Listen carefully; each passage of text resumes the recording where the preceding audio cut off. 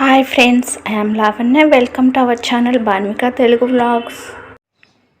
Hi friends, ముందుగా అందరికీ శ్రీ శోభాకృత నామ సంవత్సర శుభాకాంక్షలు. ఈ సంవత్సరం అందరికీ శుభాలు కలగాలని కోరుకుంటున్నాను. ఇదైతే ఉగాది రోజు వ్లాగ్ అండి. మనకు తెలిసిందే కదా, పొద్దున్నే పచ్చని తోరణాలు కట్టుకుంటాము, మామిడాకులతో అలంకరించుకుంటాము, అలాగే పసుపు కుంకుమలతో గడపలను అలంకరించుకుంటాము. ఇక్కడైతే చూడండి, నేను తులసి చెట్టు దగ్గర ఇట్లా పెట్టుకున్నాను అనమాట. ఎందుకంటే మేము పూజ చేయకూడదని చెప్పారు, అందుకని 3 నెలలు అవుతుందని చెప్పేసి నేను ఇక్కడ తులసి చెట్టు దగ్గర ఇట్లా పెట్టుకున్నాను బట్టలు. ఇంకా పూజ దీపం వెలిగించడం, కొబ్బరికాయ కొట్టడం అలాంటివి ఏమీ చేయలేదు.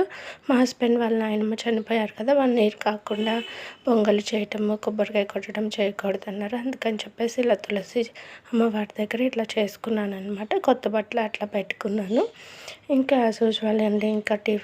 ఇంకా ఉగాది అంటే ఏంటి, ఉగాది పచ్చడి, తర్వాత ఆ రోజు పులిహోర పూర్ణాలు అన్నీ చేసుకుంటారు కదా, అవైతే చేశాను అనమాట. ఇక్కడైతే పులిహోర చేశాను, తర్వాత పూర్ణాలు చేశాను. ఉగాది రోజు పూర్ణము తింటే మన జీవితం కూడా పూర్ణంగా ఉంటుందంటారు, అందుకని చెప్పి చేసుకుంటూ ఉంటారు. నేనైతే ఇక్కడ చిన్నవే చేశాను. తర్వాత శివాలయంకి వెళ్ళి దర్శనం చేసుకొని వచ్చాము. అంటే ఇంకా శతకోపం అవేమీ పెట్టించుకోలేదు, ఊరికే వెళ్ళి దర్శనం చేసుకొని వచ్చామన్నమాట. అంటే కొబ్బరికాయ అవేమి కొట్టకూడదు కదా, మామూలుగా వెళ్ళి దర్శనం చేసుకొని రావచ్చు అన్నారు, అందుకని దర్శనం కోసమే వెళ్ళాము. ఇక్కడ అమరావతి రోడ్లో ఉన్న శివాలయంకి అయితే వెళ్ళాము మేము. అక్కడంతా బాగా జరిగిందనమాట. వెళ్ళొచ్చిన తర్వాత ఇంకా ఆఫ్టర్నూన్ అయితే లంచ్కి మా ఆడపడుచు వాళ్ళ ఇంటికి వెళ్ళామండి. ఇంకా ఆఫ్టర్నూన్ నేనైతే ఏం చేయలేదు. ఇంకా గుడికి వెళ్ళి వచ్చిన తర్వాత వాళ్ళ ఇంటికి వెళ్ళాము. పిల్లలు కూడా అక్కడే ఉన్నారు.